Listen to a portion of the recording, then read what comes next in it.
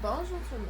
Aujourd'hui pour souper, je vais préparer du poulet barbecue avec mon propre sauce maison. Puis je vais faire des patates rôties dans le fourneau avec ça. Puis je vais faire un à côté de brocoli. Je vais vous montrer comment est-ce que je prépare ça. Commencer par faire ma sauce barbecue. Dans mon bol, je vais venir placer une bonne une bonne pause de ketchup. Ensuite, tu peux mettre du sucre brun, tu peux mettre du sirop d'érable, tu peux mettre du miel, mais ça prend quelque chose de sucré. Tu peux le mettre plus sucré, moins sucré. Moi, je mets du sirop d'érable. C'est fait comme ça. Dans ma sauce barbecue, j'ai juste le vinaigre de pickle à la nette. Nous autres, on fait notre pickle maison. Mais tu peux prendre n'importe quel. J'ai mis mettre du jus de pickle là-dedans. Moi, je trouve que c'est ça qui fait le bon. Ensuite, je mets de l'ail.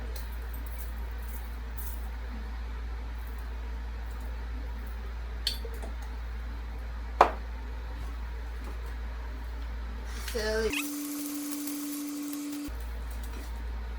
mets de la poudre d'oignon.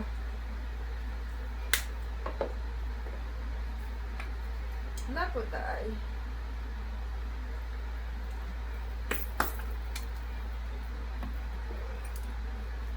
Maintenant, brosser des espèces.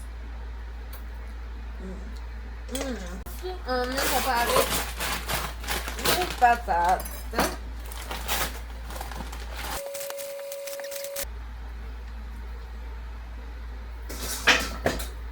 Je vais les laver, puis je reviens. Après que j'ai lavé mes patates, je vais venir les slicer à peu près épais comme ça.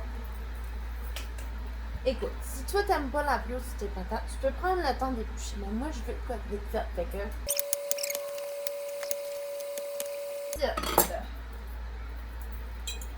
On va assaisonner nos patates. On va envoyer de l'huile d'olive.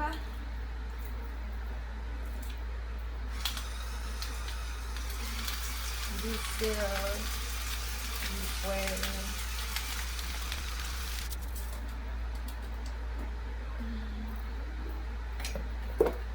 Poudre d'oignon.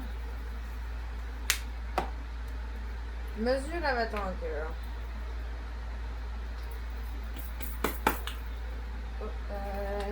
Je vais envoyer les 3 oignons.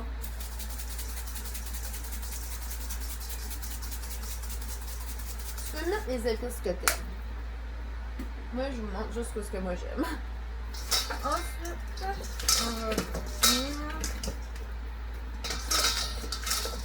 faire celui que tout est pas. Ensuite, je vais venir placer mes patates sur. Mon fourneau était préchauffé à 380. Je vais envoyer mes patates. Patates, ça prend au moins 45 minutes dans le fourneau. Dépendamment comment on va les tester à mesure. Ensuite, c'est l'heure du poulet. Après que j'ai mis mon poulet, après ça,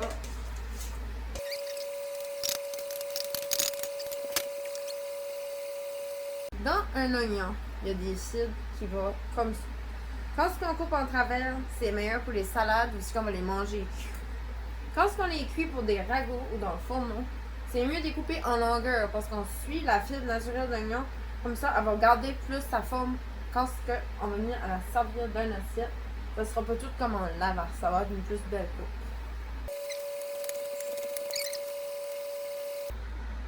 Bon. On va envoyer ça dans le fourneau aussi.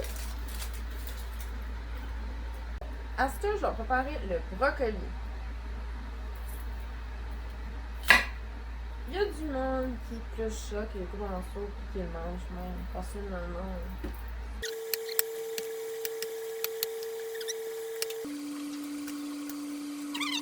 Regardez, je mets. Ouais.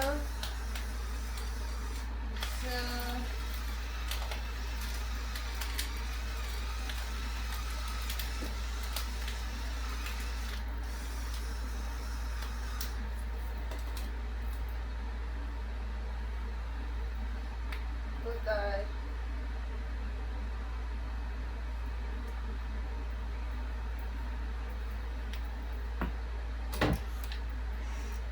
Brancher en miel.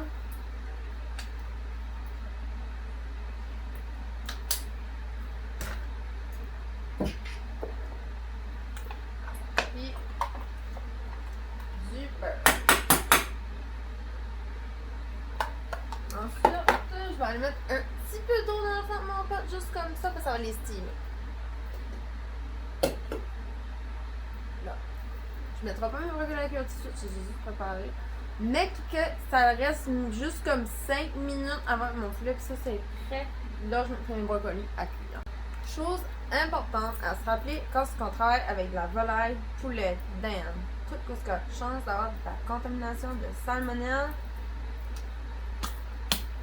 Désinfectez vos comptoirs, désinfectez vos mains, désinfectez tout ce qui a touché la viande crue. C'est important. Pas tomber malade.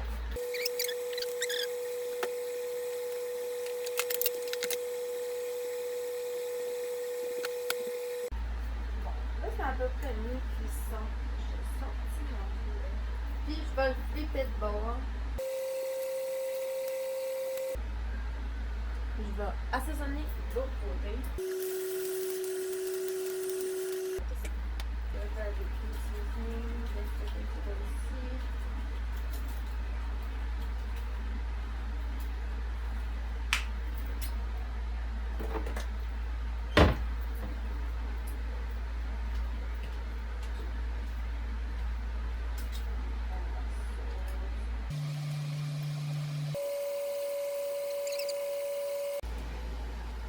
Bon, là, je suis la veille de sortir ça du fourneau, mais je voudrais juste prendre un petit moment pour remercier tout le monde qui like mes vidéos, qui commente, qui les essaye. Ça me fait vraiment chaud au cœur. Je suis vraiment contente de partager ça avec vous autres. Puis ça m'encourage vraiment à continuer quand ce que vous m'encouragez et vous commentez. Bon.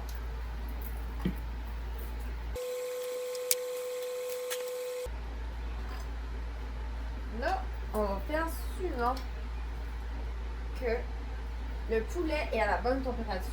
La température de cuisson du poulet, c'est 160 Fahrenheit. 60.